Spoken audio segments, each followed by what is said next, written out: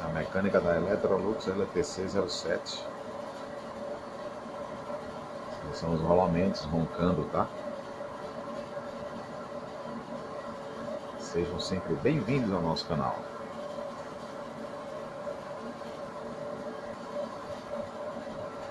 Assim que a cliente autorizar, a gente faz a desmontagem passo a passo com vocês aí. Vocês acompanhando aí, tá bom? Muito obrigado. Até a próxima, tá? Sucesso a todos vocês, viu?